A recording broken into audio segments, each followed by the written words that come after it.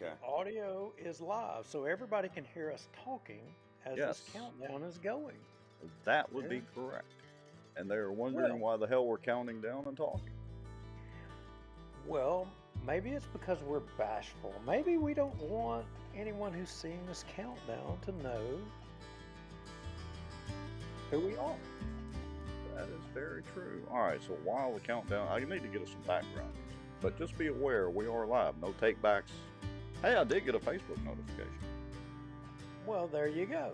Facebook is live, and hey, for those of you that maybe just now starting to tune in, you're probably looking at this wondering what the heck is going on. There's this number, it's counting down, what are they doing? Well, we're affording a little bit of time for, the digital electronic gods to allow things to populate and then people to hit share on their Facebook thing. So if you're just tuning in and you're coming in, you can help us out. You can help us out by clicking that little share button down there in the right corner, and you can share it to your personal page. But then it also affords you the ability to click share and copy the link and or share it to a specific page that maybe there's a lot of waterfowlers that follow, and because here's the thing, whether people agree with us or whether they disagree with us, we don't care. We want them to watch, we want them to hear what we're saying, and we want them to comment. And, when we get this thing kicked off and going, hey, throw it out there. As we put content on here, if you got an opinion, throw it out there. We want to hear it. Yeah, so about a little over 2 minutes, we will turn the cameras on and we'll be live. We've already got, I don't know, about 10 people watching. Hopefully we'll have a few more show up. I'm putting some comments up there to let everybody know, get the popcorn and the drinks ready. Whoa, corn and water, them fighting words, Rex. Yeah. Unless you're from Missouri, and that's drinking words. Corn makes water, water makes, I don't know, something like that. Okay, I say we cut the countdown, let's get to it. Perfect timing, Mr. Lowry. We cut the countdown and we're getting to it. Nobody's late. We're here, ready to go. I love it. Yeah. So, looks like we made it from the last show to this show. I got to say, man, it's been an eventful week since that last show. Wouldn't you say, Josh? I would say so, man. I think that my phone is ringed off the hook, and I've spent many hours on the phone this week. Yeah, a lot. So, last week, I mean, we did what we did, and there's some criticism, and I would argue or contend fair criticism. Some people said, that Houston hat is just horrendous. Some people said that we talked a whole long time and it was a lot of content, and yeah, it was kind of long, and it is a lot of content, but there's so much here. There's so much to talk about, right? And there's so much more to come. And I mean, just today I found stuff that I had never even found before. I mean, it just keeps popping up, Duke, every time that you open up a page. That's right. It's out there, and it's something we're passionate about. We spend a lot of time looking at this stuff, and I do want to go back to the last show, and there was some criticism. In fact, there was one comment. Someone said something to the effect of that I was a hypocrite, and okay. Fair enough. Yeah. You think I'm a hypocrite? I mean, then that's fine. And they said I was a hypocrite because I acknowledged on my show, or our show, that I planted Milo at my farm, and it can't even have a duck. I can't beat a duck out of it. But yet I'm criticizing unharvested agricultural crops flooded for the purpose of attracting migratory waterfowl. on the surface, that seems like a fair criticism, doesn't it? Yeah, I criticized you after the show for What's the word? Touche? it. Yeah. Yeah, so that sounds like a fair criticism, but did I plan it for the purpose of attracting migratory waterfowl? I mean, I think you both know the real deal, but I egregiously didn't tell everybody why I actually do plan it. I don't think. Apparently not, or else I wouldn't have been called a hypocrite. Why is that, dude? Well, it just so happens that I have a crawfish farm that I have had for, well, Rex, I've had it ever since you've known me, and Josh, ever since you've known me. In fact, it dates back into the 90s. Been doing it a long time. In fact, I was planting forage for my crawfish, various crops over a lot of years. And the interesting thing is I never harvested it. And this is what makes my place unique. When I did it back in the 90s, you know what? You couldn't beat a duck out of it. Today, when I plant that same forage for the crawfish, all you have to beat out of there is mosquitoes. What You changed? don't even have any crows? Look, the crows don't even come there anymore. Same, same forage for the crawfish, but the birds. I've had the former president of Delta Waterfowl on my place before. Like, I mean, look, I'm here to tell you there's no better example of the change that and I have firsthand seen it, but a hypocrite I'm not. You know, I plant forage for crawfish. They need that stuff to grow. And on the surface, you know, somebody that would be a fair assessment, but there's a reason that I plant forage, and it's for crawfish. It's a business. All right, so I got a question real quick to interject here for those that may be watching that may not be somewhat familiar. When the corn is being planted up in the Midwest and all that, are they planting this corn to harvest it to help feed all the starving people around the world, or are they planting it to help feed the ducks so the ducks can swim around and eat the corn and then they can shoot them and charge lots of money for it? Well, due to agricultural practices with corn, however, whenever it is flooded, there's something that happens, and any study that you read, it affects the soil. So whenever that soil gets affected, the corn crop can be affected, and then funguses can grow. And there's a ton of science behind it that I'm not a biologist or an agricultural person, can't tell you, but I can tell you this, that it cannot be sold for human consumption after it is done that way. So Yeah, Rex, that's the rub. They say it's agriculture, but the problem is they're not planting it for the purpose of harvesting it. You know, they're planting it solely for the purpose of attracting migratory waterfowl for hunting.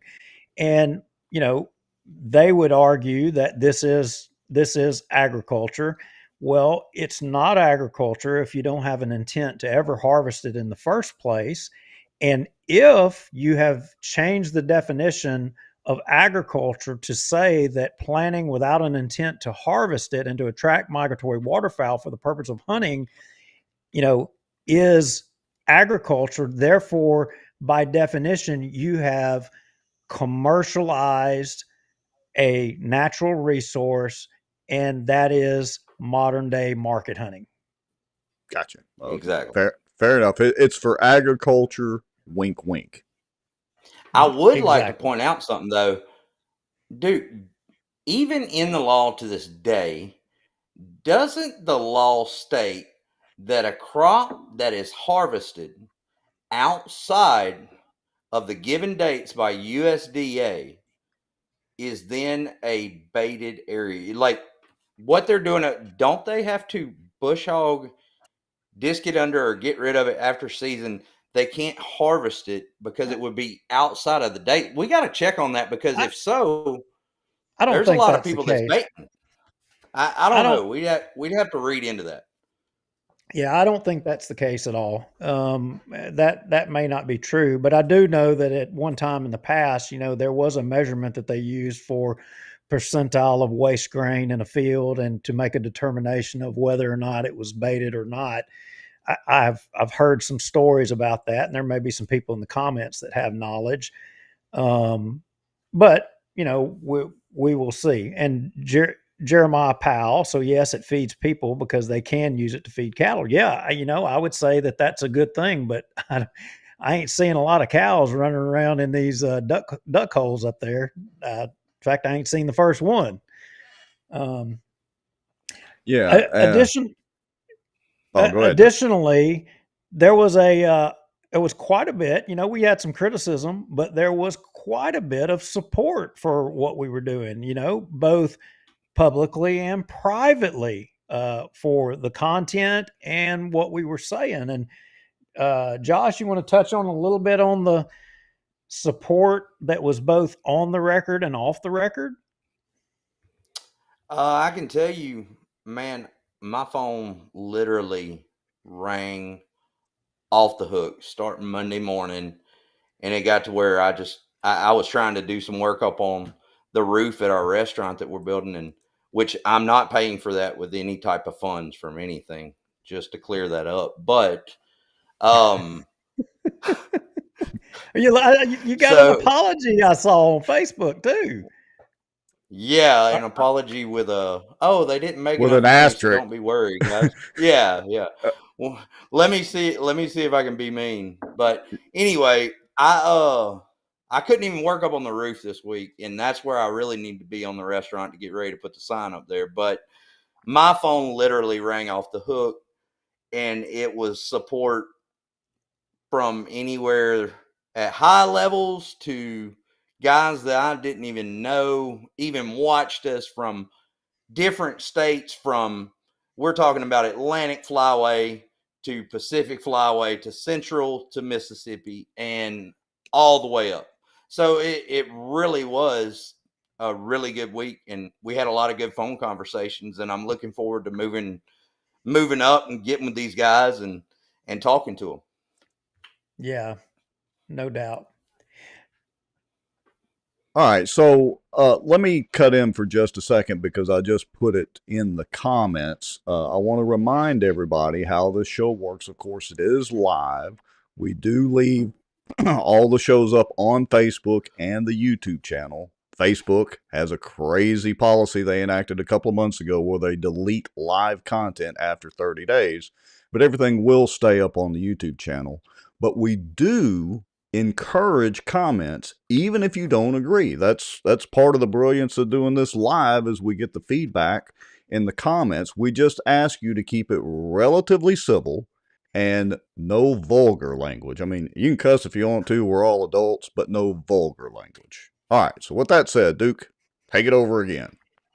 Yeah, so last show we went in depth, and we're gonna go in depth again. We're gonna keep pushing on this thing. There's a lot of folks that want to distract us and keep us off of showing you things, historical things, and showing you contradictions. We've made some pretty bold statements. Hell, I had to look back at some of the statements I made because I was like, "Dang, did I really say that? I can't believe I said that." And yeah, I actually did. And then I looked at the context of what I said, and I yeah, you know what? I stand by that. I'm not backing away from it. I meant every word of it. So last show we touched on, Roosevelt docks, and that was a little bit some of the history in that. Josh, by all means, interrupt me and shut me off as I try to run through this a little bit. We compared the historical market hunting that a lot of us heard about growing up to the modern day market hunting, and how there are comparables, to draw to what's happening today and what happened then. The images are almost identical in a lot of senses. We brought up old commission meetings that a lot of you probably never knew. In fact, we had some biologists that called us and said, I worked my career and never knew this. I never knew this, never heard those things. He actually thought it was a myth. Like he said, I always heard the stories, but I was working for USFWS at that time. He said, and we always was told different things, but you actually showed it to me in writing from commission meeting minutes that we weren't able to be at because we were out in the field doing our job. Yeah, that's right. And we went on and we briefly talked about the Canada geese being short stopped. We showed you how short stopping was not some foreign language word that was used by waterfowl management of the past. It was an understood term. It was a fact. It wasn't some mythical thing like what you hear from modern day waterfowl management today. I had someone with a waterfowl management organization did not want to confirm or deny whether short stopping was a real thing or not. Point blank challenged them, and they still wanted to deny it to this day. I mean, but somehow or another, the legends of waterfowl management, they didn't have any problem articulating that and acknowledging it. You know, telemetry birds and the AKA the ducksicles video, the short, which pretty entertaining. Give you credit. A lot of you don't hear these stories about the fact that some of these, birds that have been a part of the telemetry study literally have been found frozen to death in the corn rows. Isn't that something? You would think. Hey, just this week now, we heard another story of another species of bird that was in that same situation. And that's a bird that should not have been in that area at that time of the year at all. But it begs the question. It begs the question, Josh, why does the public not hear about these telemetry studies? I mean, why does the public not know about these or more detail about these studies? That's a question. I think we'll probably get into that down the road, but that's a question and a crossroad we may try to come to down the road. And anyway, so I think additionally, trying to wrap up last show, and I know I'm being long-winded, and one of these days you guys just slap me and say, Duke, shut up. I want to actually speak. But, I made a challenge. Where are the dollars? Money. And of course, I was criticized on social media saying, it's not okay for Josh or Flyway to be questioned about money, but it's okay for you to question Ducks Unlimited or Delta about money. And I'm still making the challenge.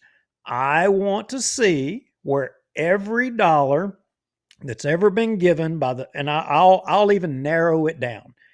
From the state of Louisiana, since the state of Louisiana started giving money, I want to see the contracts and every acre that's been conserved, restored, or what have you from dollars from residents of Louisiana and the state of Louisiana proper. That should make it easier rather than it being the whole United States. Don't want a generalization. I want the exact acreage. Dude, do you remember the story that I told you yesterday evening, and you couldn't believe it, about dollars that bought land in Canada? And I don't even know if I believe it, but it came from a really good source, and it's an older gentleman that I trust, and he's well known. He went to Canada on a hunt, and while he was up there, I think they were in the Saskatchewan area. They were driving back, and whenever they was headed to the place, it was dark, so he wouldn't have ever seen this, but there was this huge monument on the side of the road in front of this property. And he's like, what is that? It looked like a DU symbol on it. And he didn't see no water. He wanted to know what it was. And the guy said, oh, well, DU purchased that property with some funds from a chapter, I think it was out of Mississippi, he said. And so he said, whip in there. I want to see what it says because I don't see no water. He said, there was literally not a duck in sight, not a goose in sight, nothing. And they have a monument that probably costs just as much as the property, he said. And on the monument, It was a chapter out of Mississippi, and they bought that property for the conservation of some type of field mouse. And he said it was a beautiful piece of property, but no wetlands. So you have local groups. I wonder if they know that they bought property for a field mouse. And if this story is true, if there's someone up in Saskatchewan or wherever this thing is, or if someone knows about it, I want to see a picture of this monument. Like, seriously. Yeah, I would love to see that as well too. And look, Jeremiah Powell makes a statement, and I would say it's somewhat fair, and I want to make a distinction here. He says if you want the numbers, find them yourself. Why would I do the work for you? Jeremiah, that's absolutely correct. But when you're taking taxpayer dollars, both federally and from the state of Louisiana, there should be transparency on those expenditures. And it shouldn't be generalizations that, oh, Louisiana, your monies were used to conserve in Saskatchewan or wherever. It should be detailed. It shouldn't be that I have to file a lawsuit to get those numbers. It shouldn't be that I have to travel to Canada and go through public records to find the contracts. I shouldn't have to do that. Those should all be turned over to Louisiana Department of Wildlife and Fisheries. They should have those, and it should be easily. I would tell you I've made those requests before, Jeremiah Powell. In fact, I made that request within the last couple of years in the Louisiana Senate Natural Resources Committee. And you know what? It was kind of crickets when I asked the question, Jeremiah. So, do you think that the public doesn't have a right to have any of those numbers? Do you think that shouldn't be transparent, that the public shouldn't know? Duke, it's not only that. It's not only that the public should have them. A commissioner himself, back in the late 90s, early 2000s, you would say, asked for those exact documents. That's a commissioner for Louisiana Wildlife and Fish that is giving them money yearly, which has given them money since the beginning. They were one of the first ones giving them money to go to the breeding grounds.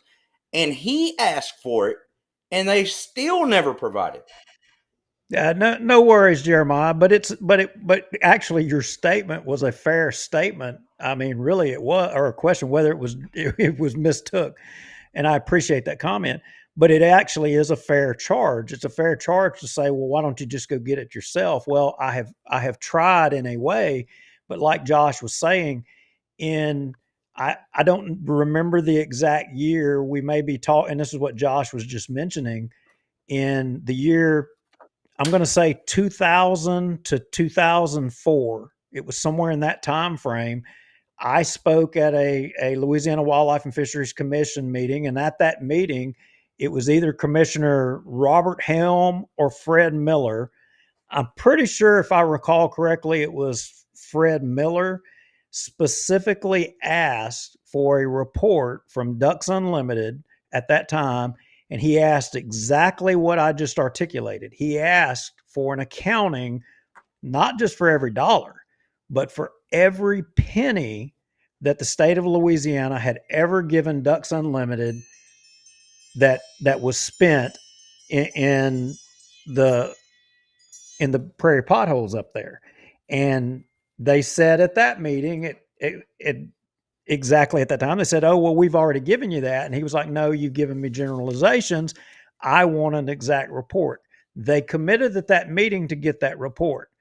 And to my knowledge, that report, detailed report, has never been produced to this date.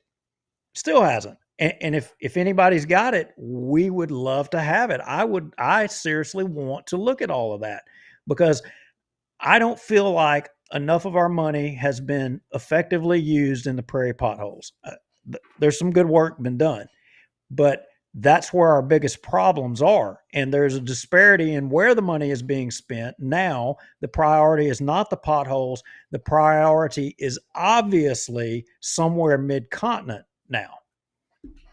Well, let me Yeah. chime in, and not to dwell on this subject too much because I know you'll have a lot more to discuss, but I haven't reviewed any of DU's financials in many, many, many years. So I went and looked, and you're right.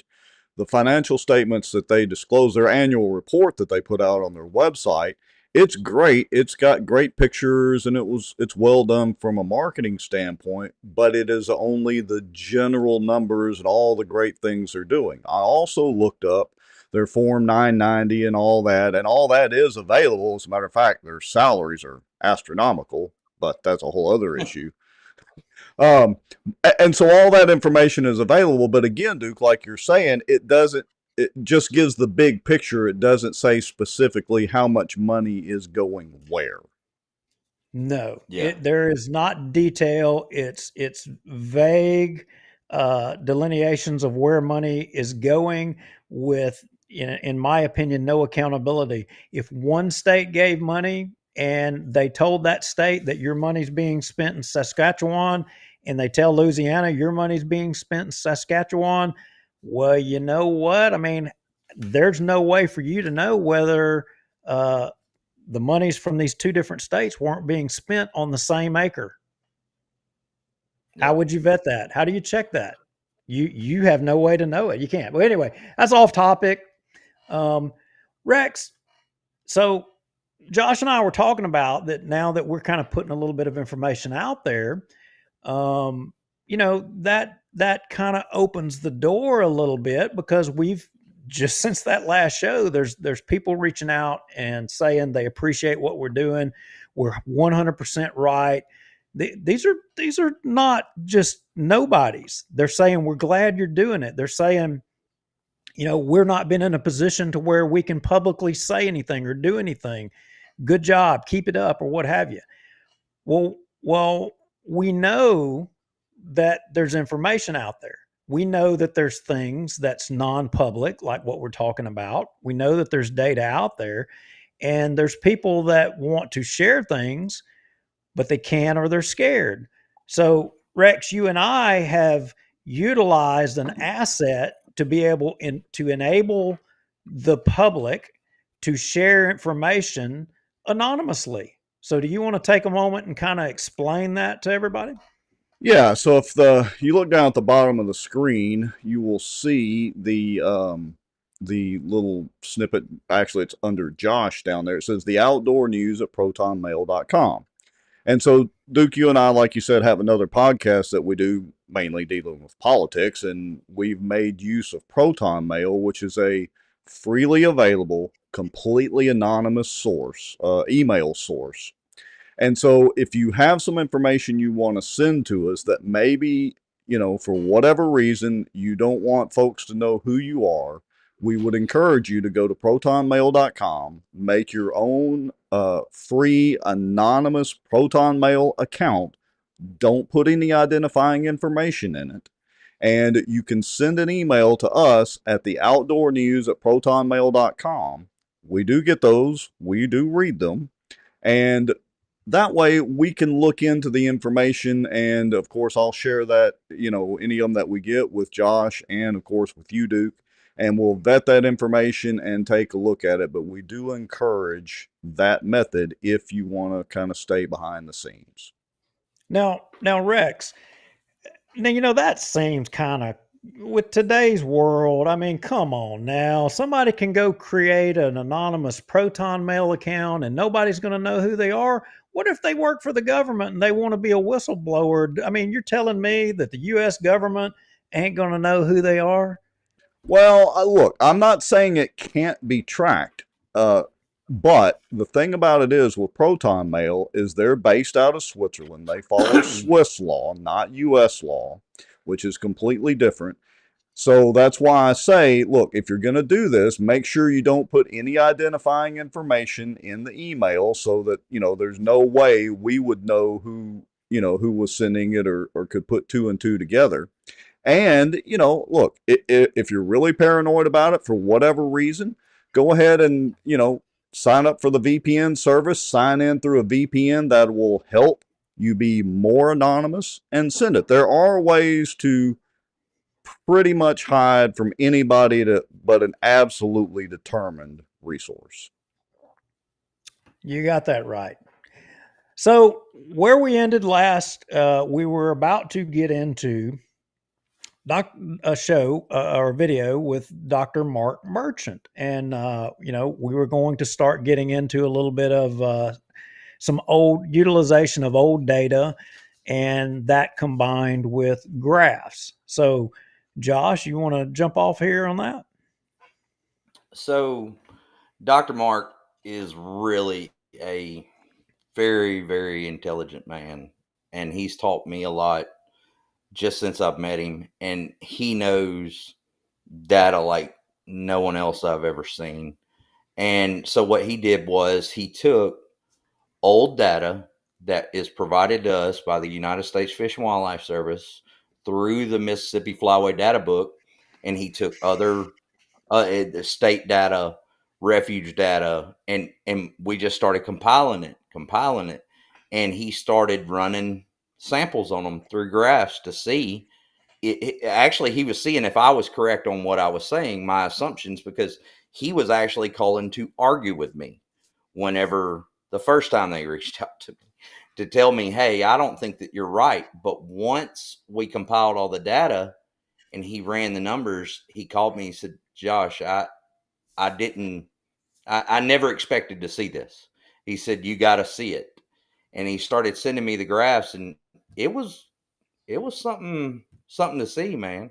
I mean, especially tying to that key time period. And then, today I found new commission meeting minutes that I didn't even know existed because I was looking for something. And what's funny is that was early 2000s. And guess what? They were all saying the same thing, that something has changed. They were going as far as in doing all kinds of other programs, but we'll get to that. But Mark is a great guy, and he's on point whenever it comes to data. All right, cut one, Mark Merchant video. All right, here we go. I'd like to start with a discussion of the history of the migration of Canada geese to Louisiana. In 1945, there were estimated to be approximately 200,000 Canada geese that wintered annually in Louisiana, primarily in the southern coastal zone. However, just 10 years later, in 1955, the Louisiana Department of Wildlife and Fisheries aerial survey showed a count of less than 2,000 Canada geese, for a 99% reduction. During this time, the population of Canada geese in the Mississippi Flyway, along with nesting success, underwent a population explosion. So, while the population was expanding rapidly, Louisiana experienced an exponential decrease in the migration of this species. Where did the Canada geese go, and why? In the late 1920s, 1930s, and 1940s, the United States Fish and Wildlife Service started and propagated a waterfowl feeding program targeting Canada geese on Horseshoe Lake, Swan Lake, and Crab Orchard National Wildlife Refuge in Illinois, and the numbers of wintering geese in this area exploded. Hundreds of thousands of pounds of corn were piled by dump trucks on levees, where the corn was literally 2 feet deep in places. This was the beginning of the end of the migration of Canada geese to Louisiana, as aerial surveys recorded a plunge in the movement of geese to the southern reaches of their previous migratory route. And the midwinter surveys in Louisiana recorded numbers of less than 1% of the once numerous migration, despite a population explosion during the past 50 years. This short stoppage of Canada geese has been well documented, and a migration that once looked like this, with hundreds of thousands of geese wintering on the coastal plains and associated rice fields in Louisiana, now looks like this, with the vast majority of wintering geese in the Midwest and Ohio Valley. At this time, while the Canada goose migration to Louisiana became decimated, the midwinter surveys of these same birds in Missouri skyrocketed, followed later by populations in Iowa, Ohio, and Michigan, as these feeding programs were implemented in those states. So, we showed Yancey, and again, okay, I have to clarify, we're crackpots. All the cornholios, they say that we're jackwagons. We don't, we're idiots, whatever. Everything we say is a fraud, fake, whatever. And, they'll jump off Mark Merchant. They'll go, see, he's already attacking Mark Merchant. That's fine. Whatever. You can say whatever. I mean, that doesn't matter. But the interesting thing is the numbers don't lie. I mean, Louisiana no longer has, Canada geese migrate to Louisiana. It's a fact. They were short stopped. Dick Yancey and countless waterfowl managers before documented it and called it what it was. It was short stopping. It was people using agricultural products to stop migratory waterfowl from coming south and to hold them there for their self-interest and for the purpose of hunting them. They did it. Dude, you're right. But what is key about what Mark showed us all with the Canada goose that we can tie to people who actually cared about finding out where these birds were. And we talked about it during the last segment. They wanted to know where their birds were. They went and looked for them. They found them. All this is well documented. Well, since 2000, just like the person that you spoke to, he was like, oh, well, we really don't have any studies to see if this really happened with the ducks. Everyone has ignored this with the ducks for some reason, but yet Mark is one of the only ones who ran the data and shows a correlation, and it's actually the mallard. And it's unbelievable on this.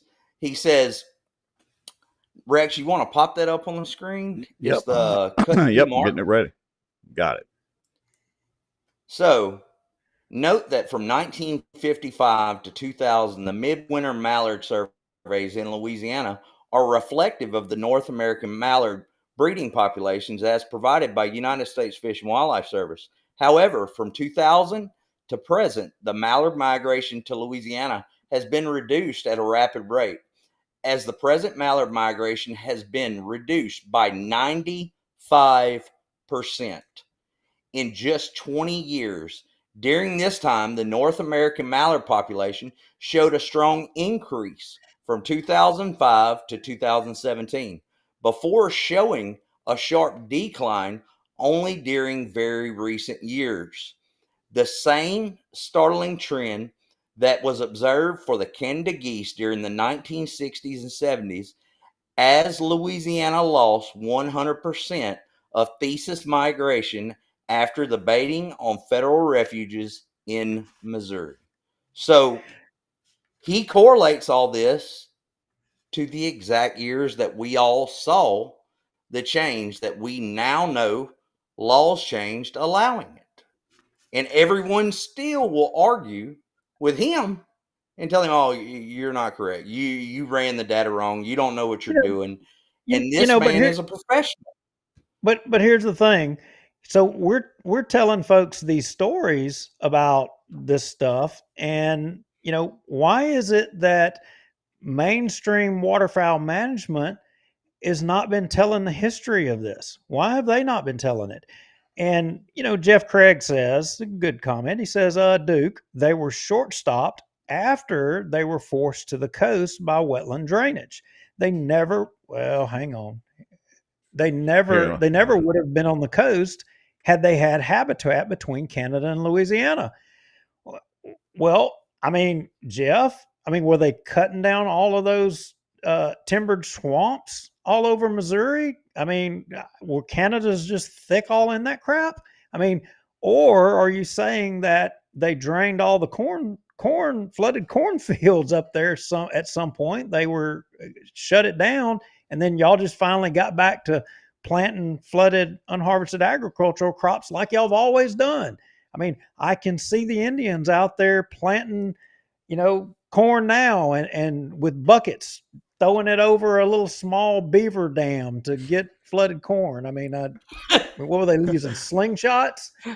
And I want to take a second to point out to Jeff Craig that the comment that he made earlier on Facebook that he says, well, anyone that corrects them or disagrees is obviously trolling. That's how they will censor comments. Does it look like we're censoring anybody's comments to y'all? But I digress. Go ahead, dude. No. Jeff Craig, the graph on the right is 100% fake. So are all of the numbers in the Mississippi Flyway data book, is that fake? That's what you're saying? Okay, look, we all know. Don't let that dude waste no more time. I'm I'm done dealing with him. Like, I'm just gonna start ignoring him. He's ridiculous, and he does not, half the stuff that he puts up does not make sense. And guess what? If it does make sense, it's taking our side, and he don't even realize it. So I'm fully ignoring it. I'm done with him. Look, we agree. It's just like the accusations of Flyway stealing money, you building a pool with the monies and all that stuff. All of that was an intentional play to get you off track. The same as all of his commentary in every social media post and here, it's to get us off topic. And we allow him to do that. He is a pro at doing that. And so we're going to keep on because we need to show everybody what's out there, show them what modern waterfowl management has not been telling them. We need to show it to them for them to, make their own decision. And, you guys can, he's welcome to comment as long as he keeps it civil and say what he believes or what have you, but we're not going to allow him to pull us off track. None of them jackwagons. So, you went through the graphs. So, Josh, I got a question, and this was a prompt. Why can't we just do a resident mallard program here in Louisiana? Why don't we do that? That's very interesting. It was always said that we couldn't do a resident mallard program here in Louisiana due to the mottled duck, but I actually found some stuff this week that says otherwise, but yet Stephen Canick reached out to me one time. This was probably about 5 years ago. And then he's reached out to me since then, and he knows he's got a place in Grand Chenier. And prime habitat used to be unbelievable. I've hunted in that area, and it's right there by Rockefeller. Literally, you can hear the shots off of Steve's place probably on Rockefeller. So he called me, and he's a part of alligator programs and everything else down there. And he said, listen, there's a lot of old research stations and incubators and stuff down in this area that's no longer being used. Why? And the state owns it. Why don't the state utilize them and start creating our own ducks? Whether it be, I don't even know if there was any way that we do a model duck one, but apparently there was, because they did a lot of it back in these documents that we're about to talk about. But what was so interesting to me in these documents was... So again, Yancey was seeing this. He was seeing the freight train coming even back then. Yeah. And it's crazy. So in these documents, it actually points out that Richard K. Yancey was doing mottle duck releasing. He was doing yellow-billed pintail, Brazilian teal, and mallard hens. And I thought that we couldn't release them. In Louisiana, you're telling me that the Louisiana waterfowl guy was releasing all of these different species in Louisiana to try to build a flock of birds for waterfowl hunters in the future because he saw a freight train coming down the tracks? He saw what happened with the Canada goose, and he was scared that if they ever changed management practices, they were going to steal the ducks from heading south. And this magazine blew my mind. It actually had the pictures of the first flocks of Canada geese at Rockefeller. And I mean, it's unreal, Duke. But you know what is even crazier is early 2000s, Phil Robertson wanted to start a resident mallard program. And I had heard stories and I thought it was a myth. I was like, there ain't no way. Then I heard a story from the same guy that told me about the monument in Canada. And so I actually called Mike Benton this week and asked him about it because he's up there where Phil's from. So I'm like, surely Mike would know. Mike knew the guy's name. Both stories line up. And then yesterday, I'm talking with a buddy of mine. He's like, dude, did you watch the Unashamed podcast? He was like, Jace just talked about it on the show this week or last week. But he talks about this exact thing. Phil raised mallards with, according to the commission, he raised them with their permission and was banding them in North Louisiana.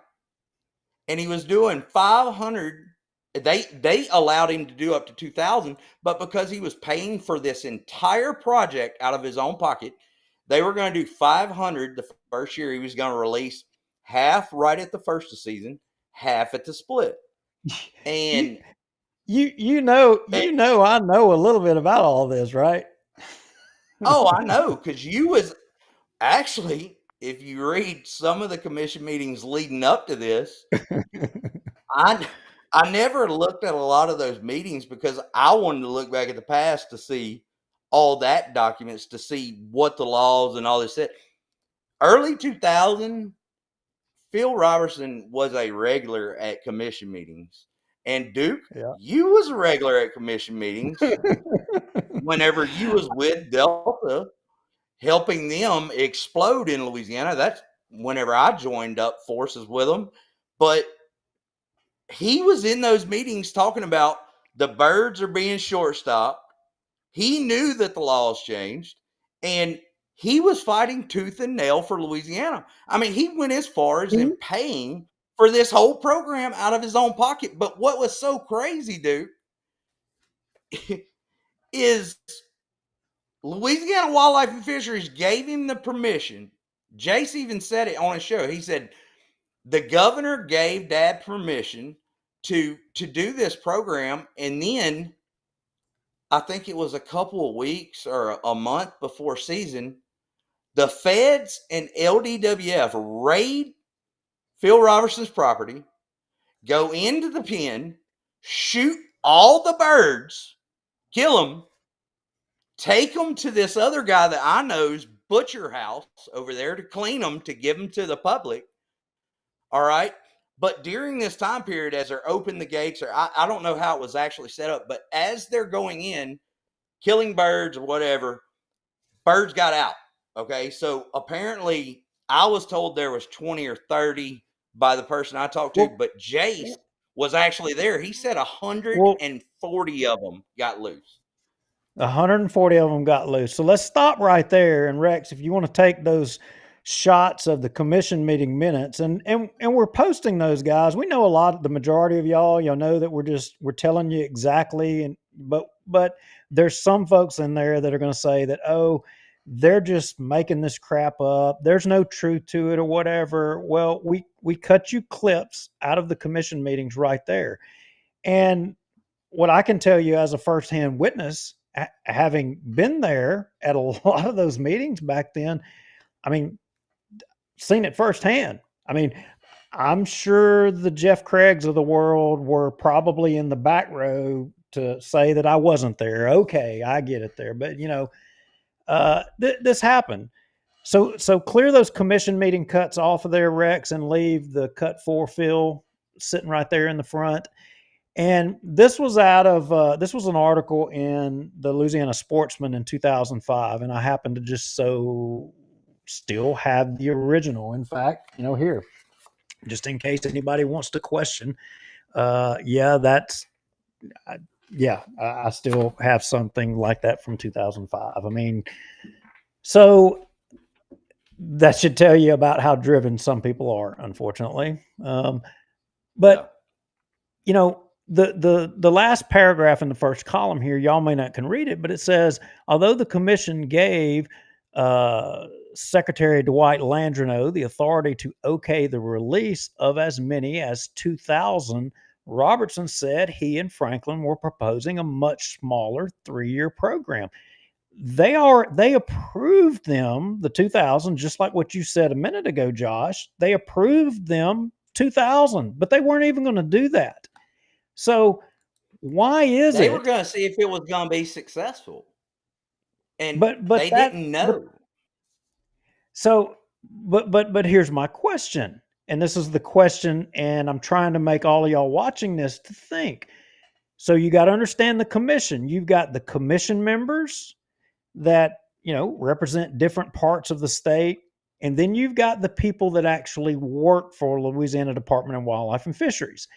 And by the minutes of the meeting and reading, and even in this article here, it's clear that the employees or the secretary or they were not wanting to do this. They did not want this done. The commissioners of the time, they were like Yancey. They saw that there was a freight train coming. They were seeing the decline and they were in favor, and they voted and gave approval for Phil Robertson to get going. But then all of a sudden, somewhere, somehow, somebody behind a curtain, they made a calculated decision, and Phil Robertson ends up at the end of the day having a non-disclosure agreement. Now, how does that happen? Isn't that odd that a commission votes that he can do it, but then all of a sudden you've got a raid and he's having to sign a non-disclosure agreement? Kind of seems And odd, doesn't it? that's what Jason said. He was like, you know what? I didn't sign an agreement with LDWF, and he said, Dad's passed away, and I don't think that they can go serve him now. So he said, I'm actually going to tell this story because it's very interesting, and it is. Everyone thought that that was a myth, and then I had heard it over and over, and then I read the meeting minutes where they actually voted and did not oppose it and put it into play. But the key thing is, all these biologists, okay, Robert Helm was running at the time. I think Paul Link was doing some studies down. That's whenever he had first joined. He was helping out with them in Southwest Louisiana in an area with something. And then I think Larry Reynolds had just came on board. Well, they all said they didn't think that these birds would migrate. Well, I was told that there was 20 or 30, like I said, that got loose.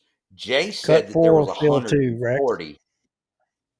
And they killed those birds all the way up into Wisconsin, Illinois, all over. That blows my mind that Field's program actually worked. And Right. yet no one talks about it. So like in this article right here, at the end of that first column, the last sentence on there is, these birds don't migrate, because while LDWF made the argument or question, legitimate, fair question about hybridization, and that potential of being a problem or what have you, to which they concluded that these birds don't migrate. But then, as it would turn out, yeah, they actually did migrate. Yeah, that's what blew my mind whenever I first heard the story. And then to hear Jace verify it. And the reason why it's so awesome to hear it from him is because he was there. He was sitting at his parents' house catching the phone calls for 5 years after the fact of every band that was turned in. But not only that, I think that he said that he killed between 20 and 30 himself, which some of them did stay in that localized area. So I thought that was neat because guess what? The LDWF commission, there is nothing. 3 years. We're talking about a study that they spent a whole year talking whether they was going to do it or not. And they finally approve it with one of Louisiana's most legendary people with waterfowl hunting. They arrest him, do an NDA, and then nothing. They don't even bring it up in any commission meetings. Nothing. Well, see, I don't know about the arrest part. I don't know about that. Well, maybe they did, maybe they didn't. I didn't hear that part. I don't know if they fully arrested him, but I can tell you this much. Anytime that there's lawsuits being involved and you got to sign an NDA, and so it was serious. I mean, yeah. So in the second column here, to the point of the model duck, which is a valid point, and LDWF says, what happens if the model duck becomes a threatened bird? He asked. Said, well, you can't hunt ducks because you might mistakenly or misidentify a duck and kill a model duck. That's a major threat. And to which Robertson said, hybridization is an open question in his mind. That is a legitimate concern. He said, my answer to that is to ask if there have been any cases where hybridization occurred. I'm told they're not, end quote. So I don't know. There may be, and somebody may can prove it. I'm sure somebody from Missouri can say, oh yeah, there's hybridization. No, oh, absolutely. You can't take a chance on that. But the bottom line at the end of the day, LDWF didn't want it to happen. And guess what else, Josh? They even went there about, oh, it's going to be so expensive for us to monitor. We can't afford to do that. They said it's going to cost about $200,000 to monitor you, Phil Robertson, to do this project. And, we just don't know how we're going to do it. And Phil Robertson, he's like, I personally don't know how it would cost that much to watch somebody else do the work. That is so true, and that sounds so like him. But so that blows my mind, man. So Jace actually broke down and started talking about this week on a podcast. Do you remember the name of that podcast or wherever he did that to tell that story to direct people to? I think it's something and Lazarus. It's a very good podcast, and I think it's like at the 7-minute mark, and he talks about it for about 10 minutes, I think, and then they move on from there, and they go into their preaching and their ministry, and it's a really, really good podcast. But I thought that was so awesome to finally get confirmation on a myth that everyone talked about, a legend in Louisiana, all because it couldn't be talked about after it happened. So, Josh, I find that interesting. Rex, if you'll go back to cut 3, Yancey, exotic Right. 1 and 2. What I find amazing here, and so I want to ask everybody watching, and especially you people that are not from Louisiana that, are going to educate us. I want y'all to tell us about the black-bellied, whistling, Fulvous, tree dug, whatever, squealer, whatever you want to call them. How the hell did we get squealers here? What do you understand in the comments, everybody right now, in the comments, what is your understanding of why we have squealers here? Why is that? Rex, do you know? Josh, I can't ask you. Rex, do you know why we have not squealers, not wood ducks? I'm talking about tree ducks. Do you know why we have tree ducks here? You know the difference. Yeah, but I have no idea. Well, I know what I was told, Duke. What was you told? And we'll see if it lines up, because I was told this at quite a few different meetings whenever we were talking about ducks not coming to Louisiana no more. Well, one of the main things that they'd always point out was, hey, we have the Fulvous tree ducks here now, and we have squealers here now, and we know why, and we can tell you. So you say it. John David Lyles told me to look in a Maine document. The answer will be there in Maine. Well, look, I I've always been told that it was climate change, global warming, because the magnetic field of the earth and the oceans are rising, and Al Gore created the internet, that their range from South America or whatever was now up into the continental United States. That's what I understood, something to that effect. Is that what you were told? Something along them lines? Yeah, 100%. Climate change. Those birds have now moved their breeding area into Louisiana, and it's steadily moving north because the climate has changed, which I understand.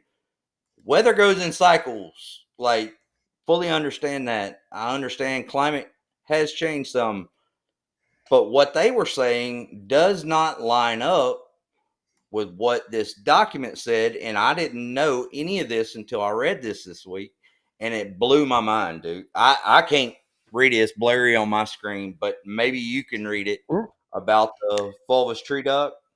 Yeah, stand by here for just a second, Rex. I think it's going to be on the second page, the second document, and okay. Stand by. Top of the page. Bear with us, guys. Bear with us. I got to find it. I should have had to. I didn't write it. No, I didn't. And I told you to highlight it. You did, and I didn't, like an idiot. I thought I could. So let's see. He's talking about the mallards and releasing the mallards on the second page. And he says down there about the second paragraph, the releases are to be of two types. One, the fly out. Is that what you're looking for? No, I'm looking for the black-bellied tree duck, where he's talking about the black-bellied tree duck. Fulvous. Fulvous. The Fulvous. Yeah. You got to get it straight. Yeah. Yeah, let me cue the Jeopardy music here. While we do a little live show shenanigans and try to find what we're looking for. Yeah, this is important, and it's really important that we read this and get this right, because the bottom line, according to this document, is the reason that the black-bellies or the Fulvous ducks are here is because Yancey brought them in and started releasing them.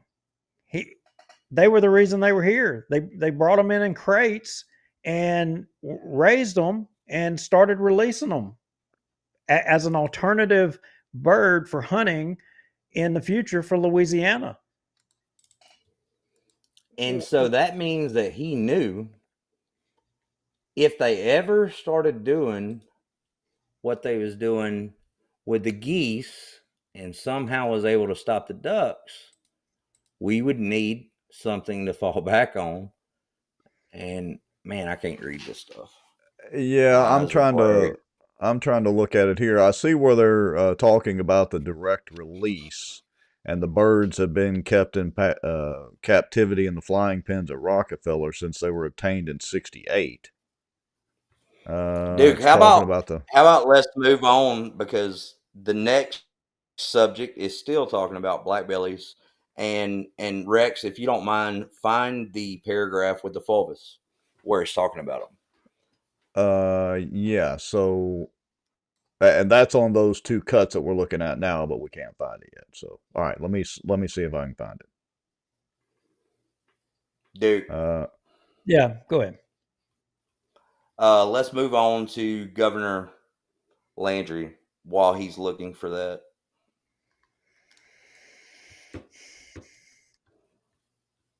Just paging Mr. Okay. Lowrie. Sorry, guys. Look, I can't say amateur journalist because this isn't really journalism, but Well, we're definitely amateurs. There's no doubt about that. So,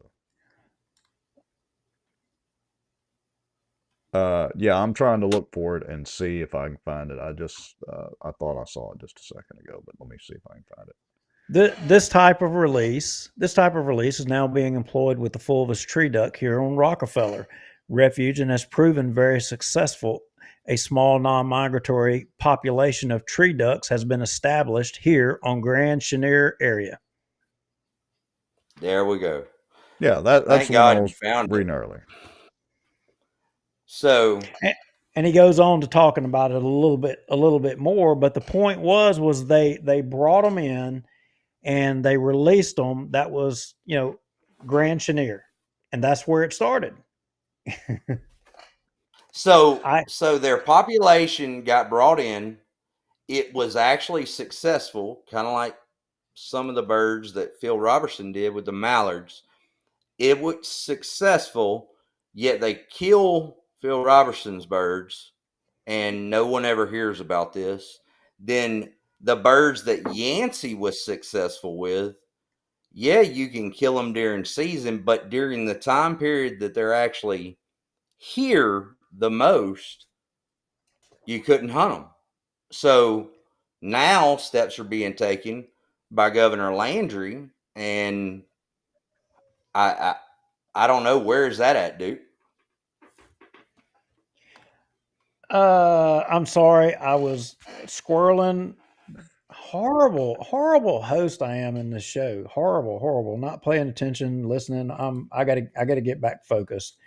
Look, fair statement when somebody says, I mean, look, when I speak, and I'm speaking generally about those birds, I'm just talking loosely. I mean, I recognize there's a difference, but to me, I don't really draw a big differentiation between them. So take me with a grain of salt on that. I don't shoot them anyway. Not going to, but Yeah. I'm all in favor of everybody else killing the hell out of them. I mean, that was why Yancey did what he did.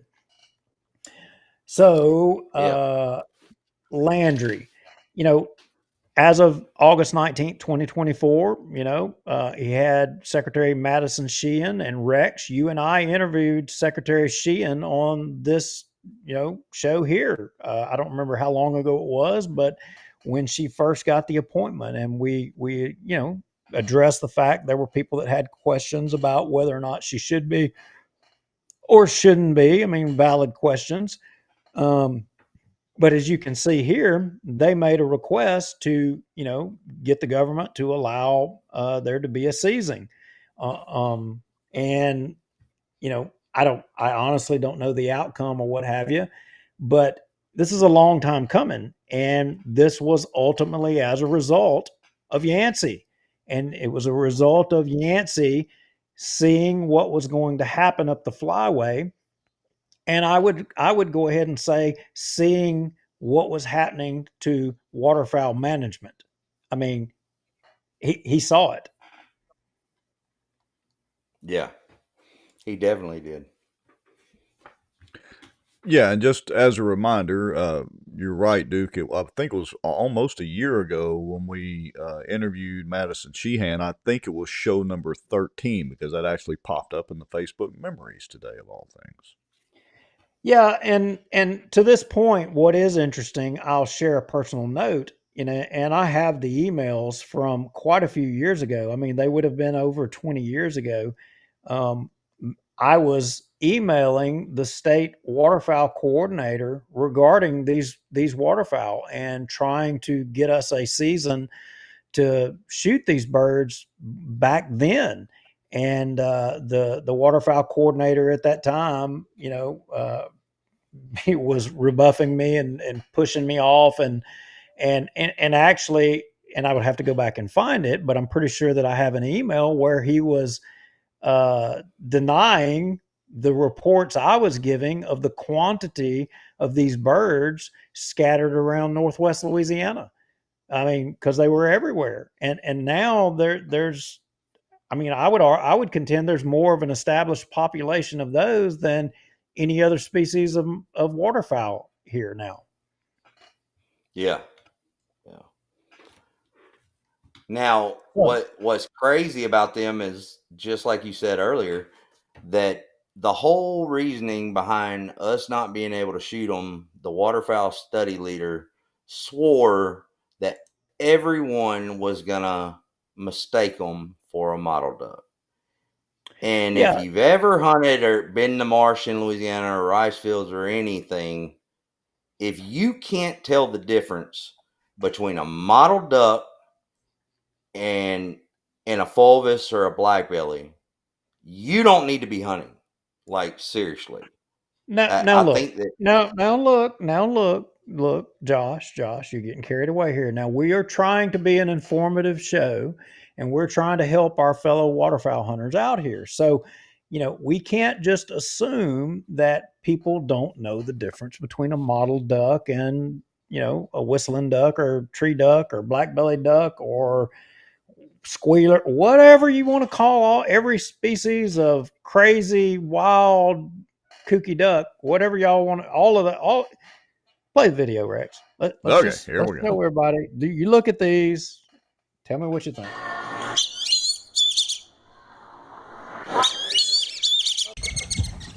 Rex, what is that? What am I looking at? Oh, that was the black-bellied.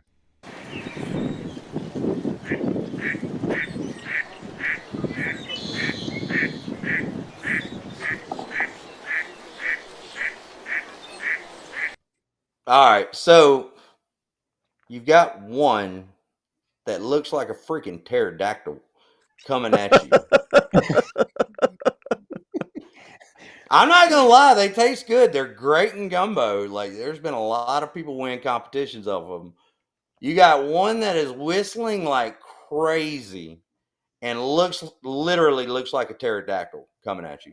And then you got one that is not going to want to come to a call at all and is going to want to dodge your decoys. And if you get a shot on it, it's a pass by, and it's flying and looks like a mallard hen.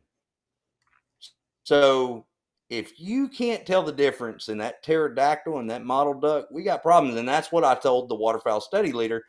Yet he never would accept the fact that maybe we can hunt these ducks. Richard K. Yancey established the fulvous here, and by doing that, the black-bellies are here. I mean, why couldn't we hunt them all these years? Why did they shut down Phil's program? I don't understand.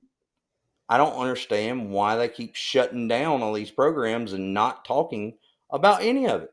Let's just ignore it all. It's almost like you wanted, less waterfowl hunters in the state of Louisiana. It seems like that.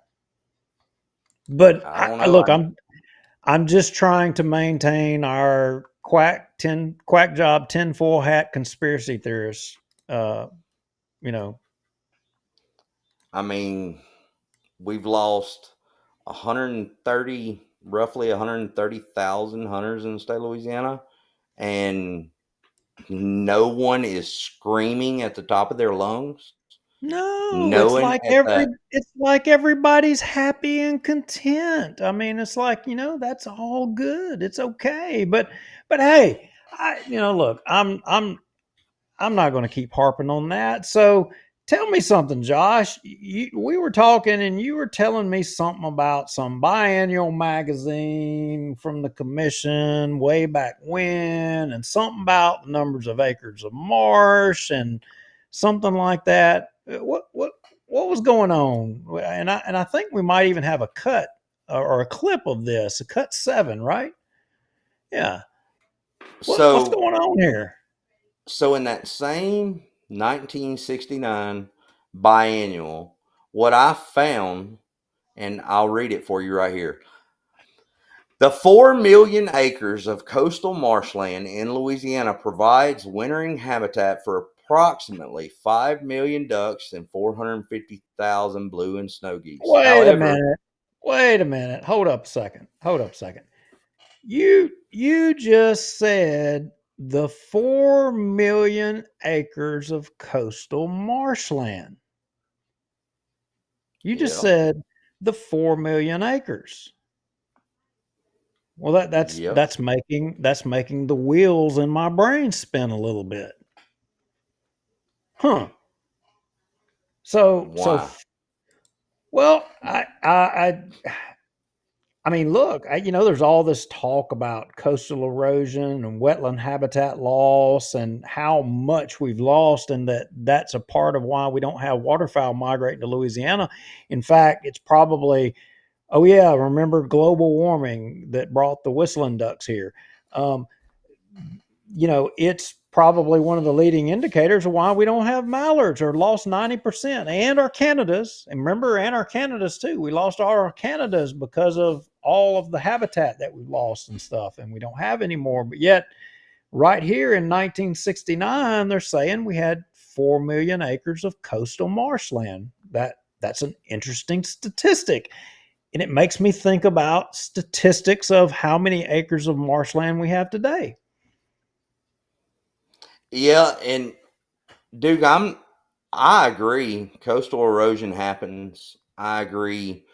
There is certain areas, especially in southeast Louisiana, that has taken a hit. Like I've been down there, I've seen it, but to to go to every website to do with every different person, whether it be conservation organization or whether it be someone for coastal wetlands restoration, no one has the exact same numbers. No one. And I guess maybe it's because they want to get more funding.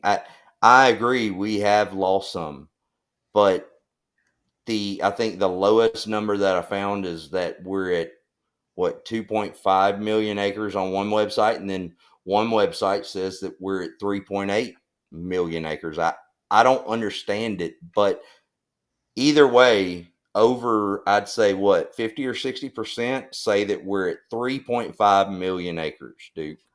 And we were 4 million acres in 1969. So that's a 500,000 acre loss over this time period, 69 to now. And yet other people and certain organizations and different things have said, oh, you've lost half of your marsh. Well, according to even the worst number at 2.5 million, we still hadn't lost half of our marsh since 1969. So I'm just wondering, who do you listen to on this? Well, Who's look, right? we're right, and I look. I don't want people to take our word for it. I mean, Rex, go to the Water Institute there. If you can pull up their page, and let's go through some of these, and let's look at them. I mean, look, Roland Cortez, I ain't even read what you're posting, but I know you're not going to agree with anything we said, anything we say. So, maybe you can explain why there's such a variable in all of the numbers. I mean, if we're losing all of our waterfowl because we've lost so much habitat, I just explain this to me. I don't get it. So the Water Institute, Rex, pull that one up. Let's see. What does the Water Institute say? Yeah, I am working on that. Give me just a second. And I'll get it over here. Hold on a second. I've got a little technical. No, Cortez, don't. I'm reading your comment now. Don't put words in our mouths. We're not saying there's not loss. We're not saying that. That's not what we're saying. I'm sure you're going to go out there and say, oh, now those crackpots, that'll be the storyline now here. But what we're saying is obviously there is a question on the number of acres. Yes, I know some organizations and some people use in my opinion, an excuse for the lack of migratory waterfowl coming to Louisiana. For one, climate change and habitat. Those are the two primary charges of why we don't have waterfowl coming to Louisiana anymore, is because of our habitat loss and our climate change. And I'm just saying, and we're just saying that, Louisiana in 1969 in this report said we had 4 million acres. Okay. Well, you can go to every one of these stinking organizations, and the Water Institute, for example, I think it's right there, Rex. I don't know if you can read it. But yeah, it says says Louisiana has more than 3 million acres of wetlands, vast expanses that teem with animals, trees, swamps, water, and wilderness. Wildness. They're part of the state's culture, its lifestyle, its tourism industry, and its sense of self. Many residents and visitors see them as priceless. Okay, go to the next one, Rex. I think this was Loyola University, and if I recall correctly, they were estimating it at somewhere between 4 to 4.5 million acres. Is All right, is that the cut 9? No. It's the next link under that one. Okay, hold on. Give me just a second. I gotta play catch up here. Yeah, you are not in the notes. I am not in the notes. Give me just a second, though, and I will get us there quickly. Technical difficulties because the tech guy wasn't paying attention like he should have been. All right, here we go. Roland Cortez, regardless of what you believe, what I will say is that is an issue that I am passionate about, and I would love to have a comprehensive conversation about that. Definitely. I probably, like Josh, have a lot of friends, and that is an issue that is really important to me. But Loyola University, I don't remember where it was, Josh, on this one. Do you remember? It gives the right there at the top. It gives the square miles. All right, yeah. It says Louisiana has 40% of the coastal wetlands of the continental U.S. This translates to about 7,000 square miles of some of the most diverse habitats in the world. And whenever we did that math on that, the number I think is 4.48 million is what I'm reading. At the bottom, went online and used the calculator for square miles. Yeah, and that's what we came up with. And Sage, to that point, I want you to understand, we're not counting here. We're not counting. No, it's not an Alabama shirt. Raging Cajun, baby. We're not counting rice fields, crawfish ponds. We're not counting all of that. Now, granted, most of these unharvested agriculture, a lot of these unharvested agricultural fields up there, that's conservation, and that's soil stabilization and WRP, CRP, and WIP, and WRE, and all them damn programs with all these little exemptions and manipulation and all that, and it's probably counting towards those acres. But we're not counting any of that. We're just talking about the coastal marsh stuff. That's all we're talking about here. El Natural.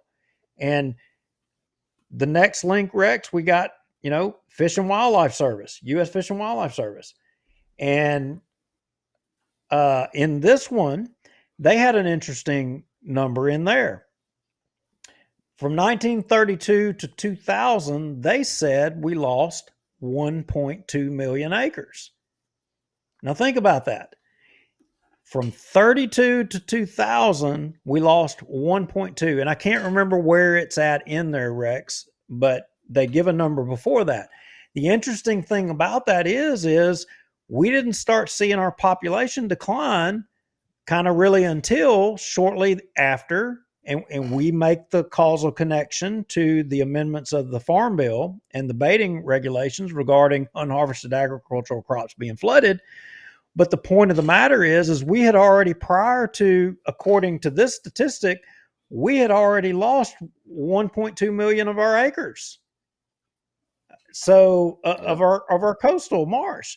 So if it's our habitat loss, why did we not start losing all of our migratory waterfowl before then?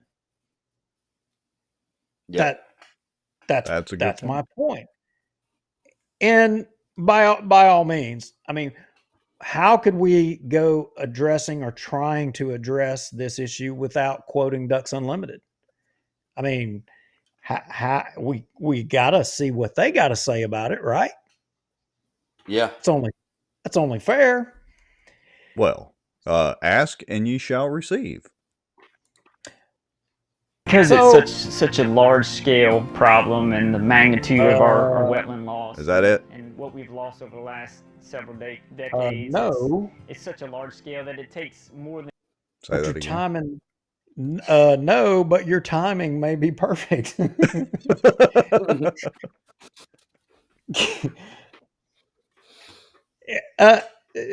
it's not. There's a link in the. There was another link of another website, and it's Ducks Unlimited website, and in there, I think if I'm correct, Josh, wasn't it Tom, Mormon?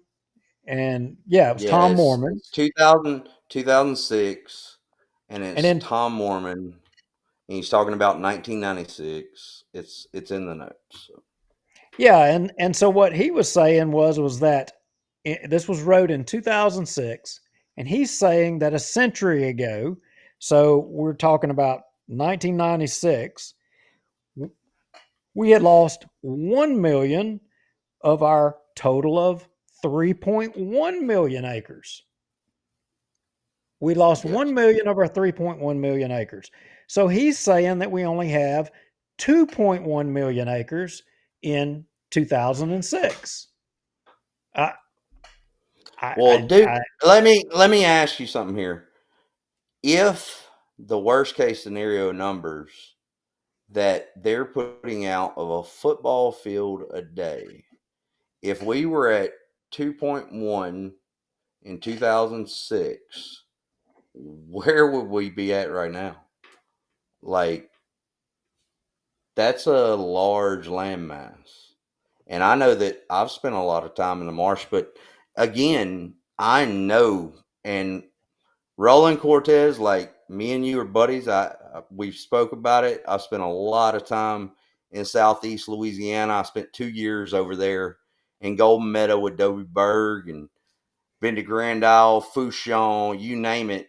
I mean, Ryan Lambert is a good friend of mine from Venice. I know that area, especially that area. Y'all have taken a hit, okay? But Southwest Louisiana, we have been fortunate and hadn't taken that hit. So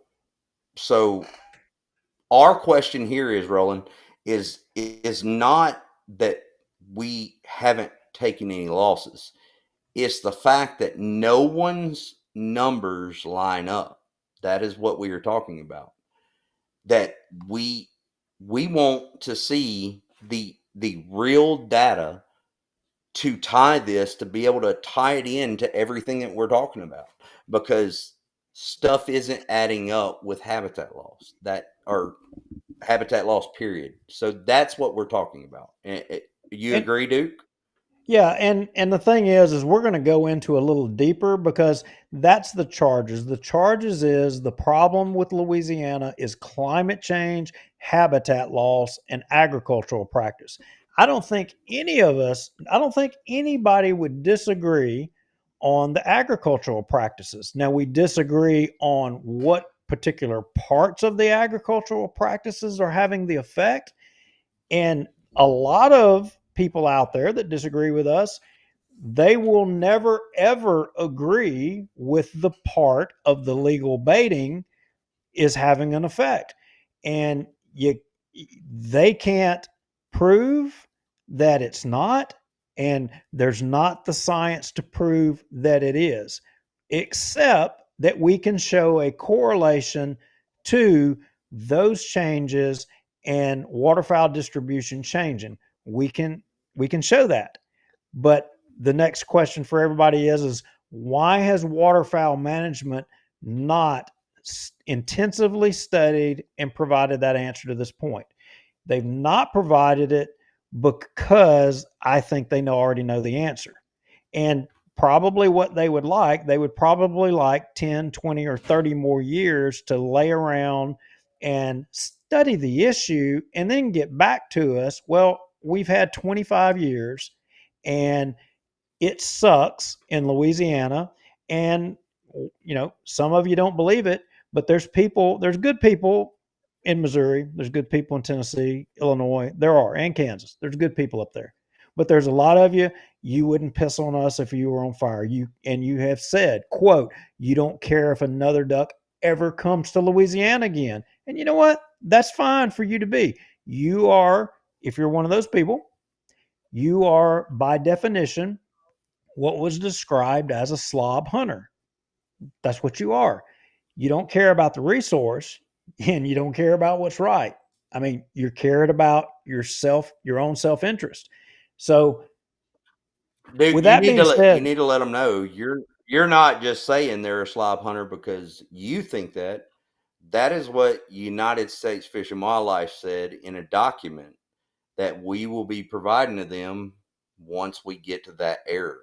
We got to get past all this. So yeah, that's right. I am using terminology that you probably haven't heard before, but again, there's another question. Why have you never heard it before? Why is waterfowl management? Why are you having to learn it from two non-biologists telling you things about Richard K. Yancey? The majority of y'all probably didn't ever hear the name of Yancey. You probably never heard the name of Hoffpower or Fred Miller or some of those type people.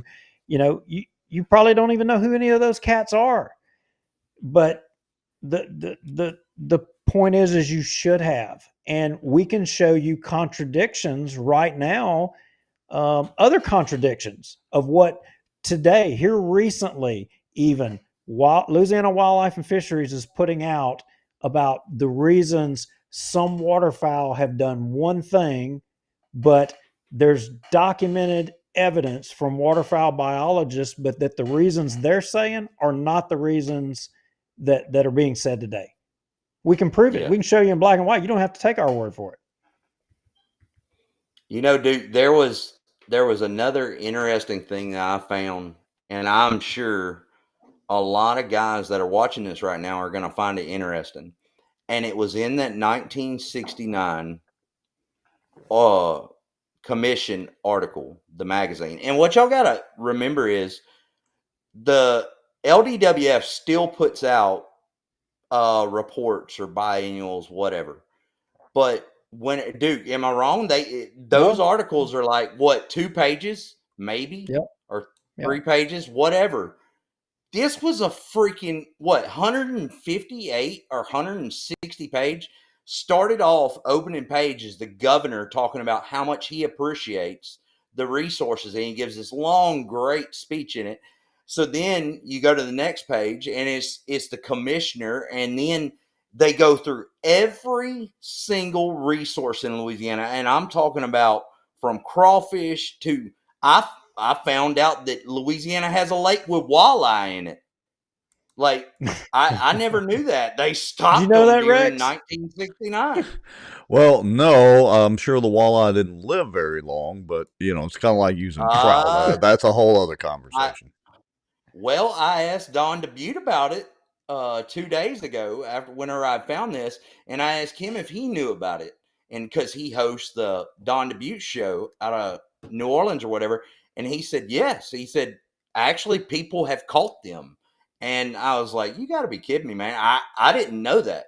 But one of the most interesting things, if you'll go to Cut 10 biennial duck count, Rex, and what was interesting about this is, so grand total is 6.5 million birds in the state of Louisiana between January 6th and the 11th, all right, of 1969, whenever they flew the survey. Now, what's even more interesting is the total number of ducks is 5.2 million. Now, if you look at the long-term average coming down the Mississippi Flyway, we are still, I think, at 5.2 million. That is what they say comes from the breeding grounds down the Mississippi Flyway. And that's long-term. So if that is true, then that meant by January 6th through 11th in 1969, by the time that this time hitting during the season, almost every bird coming down the Flyway had somehow made its way to Louisiana. Isn't that interesting? Are you saying that? Are you trying to Are you trying to get to ancestral wintering grounds or something? That's my point. Like, if this number is true, and if the number on the long-term average for the migration is true, then that would mean between January the 6th and 11th, almost the entire migration coming down the Mississippi Flyway. Now, I would have to see the total breeding count for that year, but that's what I'm pointing out. Like that's huge. But Josh, this is so old and so antiquated. I mean, look, the reports we get nowadays, they're a whole 2 pages or something like that, right? How many pages again was this? I think 158 or 160. We'll share it on the website so that everyone can read it. They was just trying to get a pay raise back then, Josh. They 107 somebody was into killing trees, and they just don't realize. These guys had typewriters. They didn't have a Mac or a Windows, and you're telling me that they typed out a 170-page report, and we should not listen to any of that, and we should dismiss that over people writing 2-page reports today that have a Mac and a Windows or a Windows unit? That's what you're saying to me? Yeah, I don't know. That's pretty much what I'm saying to you. But I know that you found something interested in the biannual report, Duke, because it was something that you talked about at the very beginning of this podcast, and I think it had something to do with crawfish. And now, all of you listening, we've heard the statements, oh, it's crawfish ponds, they're too deep, it's because they're forming crawfish early. Dude, I can't read that, it's blurry, but I know, when did they start forming crawfish? Can you read that? Back in 1969?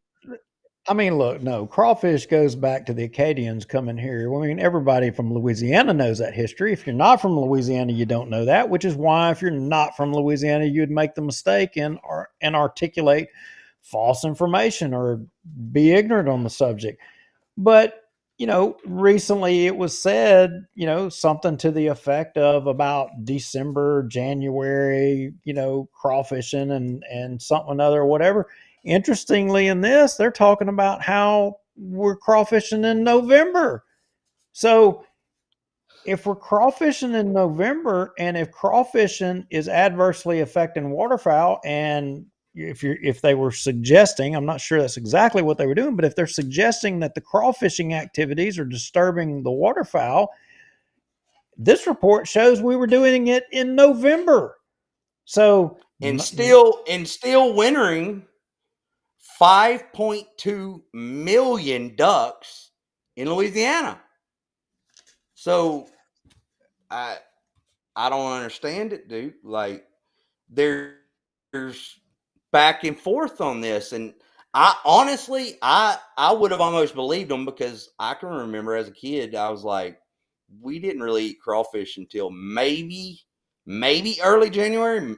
I don't know, but everyone, I see people eating them. I won't eat them in December; they're too small and soft. But I do. My daughter, she'll go out and spend, I think, her whole week's paycheck as soon as they start selling them in December.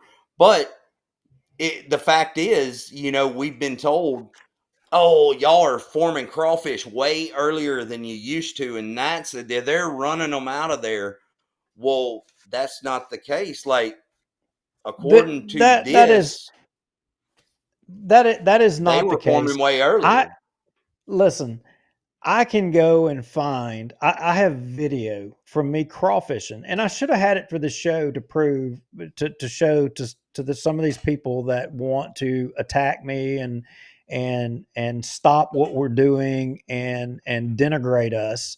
And, they'll probably say, well, you're not a real crawfish farmer, or you're not, or what, they probably want to attack me or what have you. But I have video actually. And Rex, I've sent you crazy videos for, I don't know. I probably got one of the videos of me throwing both some crawfish out of the crawfish boat, playing around or whatever. But I have videos that I made over the years, maybe 20 years ago, I don't know, however long, when I'm in the crawfish boat and I've had whistling ducks with clutches of babies. I've had wood ducks with clutches of babies. And I would video them with my camera as I'm going along in the crawfish boat. And they don't take off and fly away. They'll just kind of ease along or whatever. They're a crawfish boat and the activities of a crawfish farm do not adversely like start you. It doesn't happen. They're not. It doesn't. Dude, it isn't like freaking them out. That's BS. I got a question for you. It's something that me and Will Oye was talking about this week because his family crawfished, and I hadn't seen them in forever in maybe certain areas. Did you use pop guns on your crawfish pond? I did. Like, I did for all of the cranes, all of the cranes in their fishing, trying to keep them run out of there, but they don't work. It doesn't yeah. work. Is that So what you were that's looking for? what me and Will was talking about it because then we had heard it on a podcast this past weekend, and it was said that it's the pop guns. Well, it's y'all form crawfish way early, and this is a friend of mine that's saying this, and that I grew up with, and I know what he would say to me, not on that show, but I know what he said on that show, and I just asked. That's why I wanted to ask you, and I asked Will the other day because his family was crawfishermen, and I haven't honestly being down in Kaplan and Thornwell and Klondike. I Look, hadn't seen pop gun. as a crawfish farmer, predation by birds, the only time that you're going to have an adverse effect of predation by the birds is when you're pulling your permanent flood down. And you're not going to do that until you get into, and it varies across the state of Louisiana. I think I am the most geographically north crawfish farmer in the state of Louisiana. I am basically on the Arkansas line. I am right up there. Rex, am I telling the truth or am I lying? You're pretty close to Arkansas. So I am the most geographically north, and the only time you primarily have the predation problem is when you're pulling your permanent flood down and you're trying to put the crawfish down in the ground. It's when you pull the water down low enough that those birds, they pour in there. But if the population dynamics of the crawfish are enough, they can't catch enough crawfish out of there. Let me give you guys a statistic. Crawfish farmers find themselves in the predicament to where they have to kill fields and they have to rotate them. The reason they have to rotate them is because they will overpopulate because you can't catch enough crawfish out of them. Case in point, I think maybe 2008, 20-acre field, I had to pull the water down, make the field go fallow because when I got in the boat and I ran, and whatever the amount of traps, an average is 25 traps per acre, I caught 100 sacks of crawfish out of 20 acres. 100 sacks. No, no. And I mean, look, when you flood up in October, the amount of food, the amount of invertebrates and things that are in that water right there in that time frame, it is crazy the amount of stuff is there. And for these people saying that we don't have food and habitat, that is such BS. And Dr. Lutz, I talked with Dr. Lutz several weeks ago, and even Dr. Lutz confirmed we did studies on this and that it is of immense value to waterfowl. But none of that matters when it comes to giving them a grain over that type of stuff. There's no competition. To that point, Duke, and I wish I would have went out to my shop and it's the Encyclopedia of Birds, and I think it was Audubon put it out during the mid 70s or late 70s, but it describes each bird and it tells what they feed on and everything, and it specifically pointed out the mallard duck, and within that paragraph it's talking about the habitats that it likes to use in its ancestral wintering grounds of Louisiana, and it specifically points out that it loved the crustaceans in crawfish ponds. But yet now waterfowl management will tell you and tell everyone that, oh, Louisiana don't have ducks because they got crawfish ponds, and those ducks don't like them crawfish ponds. And Will Oye had a awesome point, and he said he was going to make a video on it and come on here because we will have a segment on habitat. But Will said, dude, I'm literally going to take some of our old crawfish cages and I'm going to set it right beside my leg and I'm going to measure it. And he was like, yeah, it's a little bit deeper than what you would think, but he said it's not deep at all. It's shin. So I don't understand how they're saying that that's not beneficial to the ducks. So yeah, I don't know. So cut 12, Yancey. I mean, look, I think we've about beat this show to death. We're going to start wrapping it up, and cut Yancey. I mean, a lot of people have to understand these guys back then, waterfowl management back then, they didn't make a lot of money. I mean, these guys were not wealthy. For them to do what they did, it was a passion. It was because it was important to them. They loved the resource. And, more importantly, Yancey, I mean, this state was important to him. He recognized the significance of Louisiana, and he wanted the tradition. He wanted the legacy. He wanted it to continue. He did everything in his power of the time to do it. And it's incumbent upon all of us that care about the resource. And I'm not speaking just for me as a layperson. I'm speaking about, a waterfowl biologist. I don't know if in your training, if when you were brought up, I mean, was this basically you just went to college, you got a biology degree, and then suddenly you're a professional waterfowl biologist and you're supposed to have all the answers? If you ever even heard of Yancey, or if you studied him, or you knew about him, or you knew about any of these guys or their history. But these guys were passionate about waterfowl and the resource. I don't see that passion today, and I stand by my statement that waterfowl management of today has failed us. They failed us because it's not about the resource anymore. It's all about the money. It's no longer about the resource. Duke, I fully agree. I really do. But there is one thing I have to say about some management today. And you have guys who really, truly, I'm talking about truly care about the resource. Guys that have put more bands on than anyone in this nation, even in the breeding grounds. He even beat Richard K. Yancey's numbers. I'm not going to say his name, but everyone from Louisiana and across every flyway knows his name. And I respect him 100%. And whenever he was at the main office in Baton Rouge, guess what? He'd say stuff. They didn't care.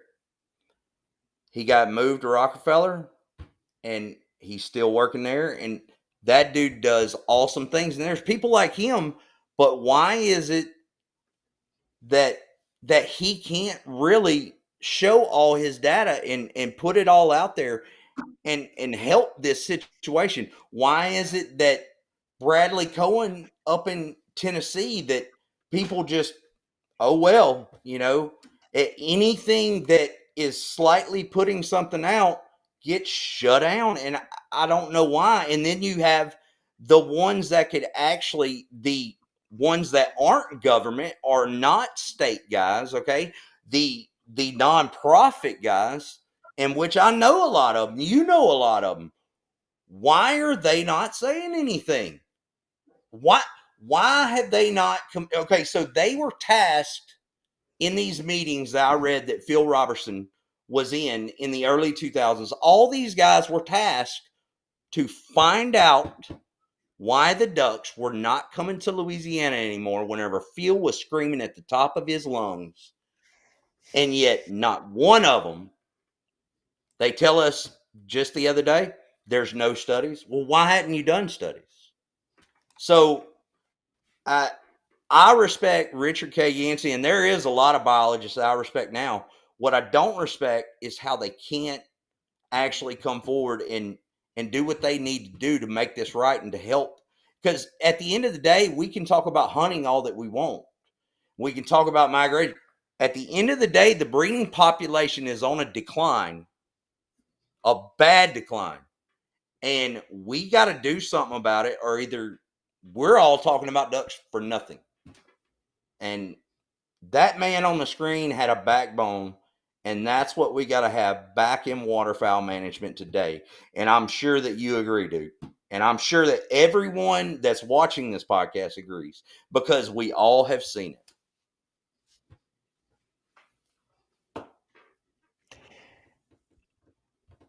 If you're in waterfowl management, we would encourage you to find your Richard K. Yancey in you. You got it somewhere.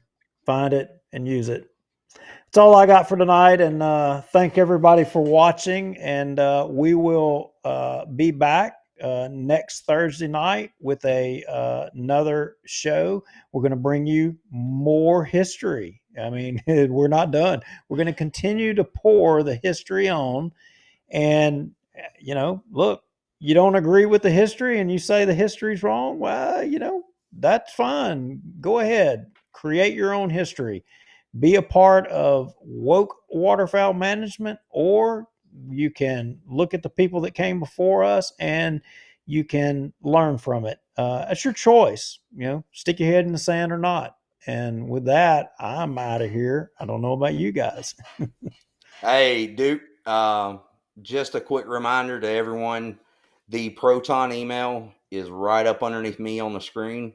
So if you are a part of the groups that want your voice heard, and you need to do it without being, because we have had that before, please use the email, shoot us a message. Thank everyone for watching. Thank you, Duke. Thank you, Rex. It was a good show, and I look forward to next week. I'm going to hit the finish button, and we're out of here. Later, man.